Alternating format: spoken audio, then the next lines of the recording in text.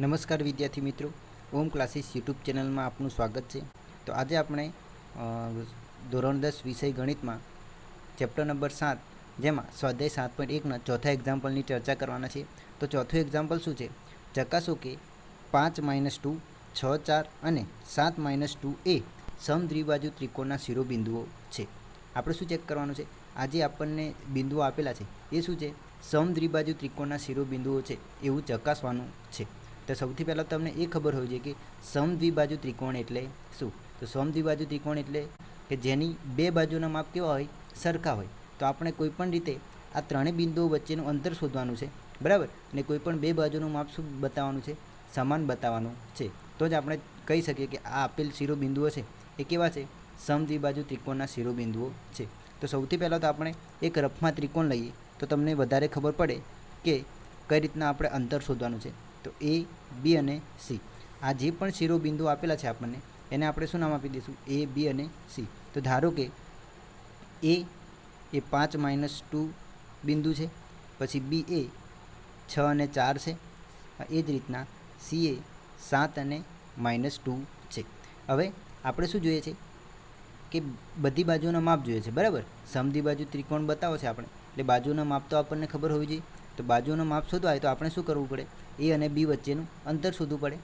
એ રીતના બી અને સી વચ્ચેનું અંતર શોધવું પડે અને એ અને સી વચ્ચેનું અંતર શોધવું પડે. તો આ બધા વચ્ચેનું અંતર શોધવું હોય તો આપણને ખબર છે અંતર સૂત્રના મદદથી આપણે આ બધા વચ્ચેનું અંતર શોધી શકીએ છીએ. તો સૌથી પહેલાં તો એ બી વચ્ચેનું અંતર શોધીએ, બરાબર? તો એ બી વચ્ચેનું અંતર શોધવું છે તો આપણે આ બે જ બિંદુઓ લેવાના છે, એ અને બી, અને અંતર સૂત્રનો ઉપયોગ કરીએ. તો અંતર સૂત્ર સૌથી પહેલાં લખી દો: x2 - x1 આખાનો વર્ગ પ્લસ y2 - y1 આખાનો વર્ગ, બરાબર? તો એ અને બીને જ ધ્યાનમાં લેવાના છે.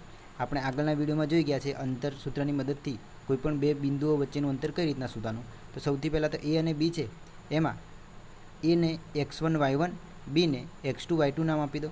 તો એ પ્રમાણે હવે કિંમત મૂકો સૂત્રમાં તો શું થશે? અહીંયા x1 y1, x2 y2. તો x2 બરાબર કેટલા થશે?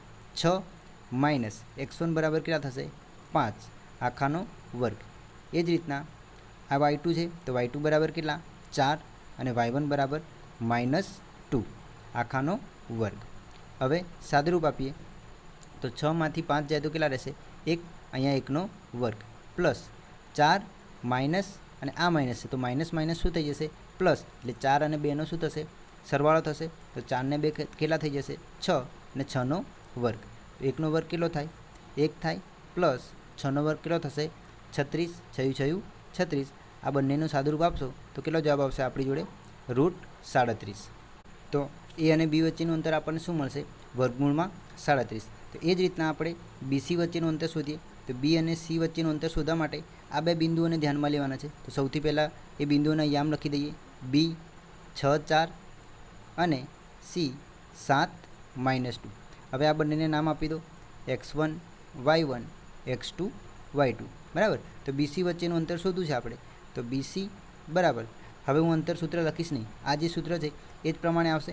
તો સૂત્રમાં ડાયરેક્ટ કિંમતો મૂકીએ તો x2 બરાબર કેટલા છે? 7 માઇનસ x1 બરાબર 6 આખાનો વર્ગ પ્લસ y2 બરાબર -2 માઇનસ y1 બરાબર કેટલા છે? 4 આખાનો વર્ગ. હવે સાદુરૂપ આપીએ તો શું થશે?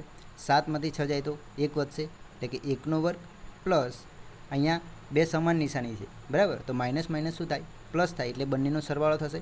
તો 4 ને 2 કેટલા થશે? 6, એટલે -6નો વર્ગ. સાદુરૂપ આપીએ તો 1નો વર્ગ કેટલો થાય? 1 થશે અને -6નો વર્ગ શું થશે? 36. તો બંનેનો સરવાળો કરીશું આપણે તો શું કેટલો આવશે?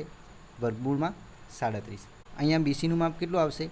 વર્ગમૂળમાં 37. એ જ રીતના આપણે એસીનું માપ શોધીએ. કોનું માપ શોધીએ? એસીનું. તો એ અને સી માટે કયા બિંદુઓ ધ્યાનમાં લેવાના છે? એ અને સી બિંદુઓ. તો સૌથી પહેલાં બિંદુઓ લખી દો. અહીંયા એ બરાબર કેટલા છે? 5 - 2 અને સી કેટલા છે? 7 - 2.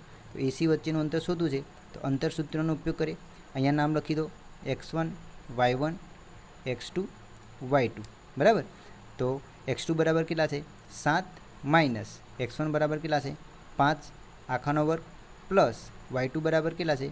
-2. પછી સૂત્રના માઇનસ અને અહીંયા y1 બરાબર કેટલા છે? -2, બરાબર? આખાનો વર્ગ.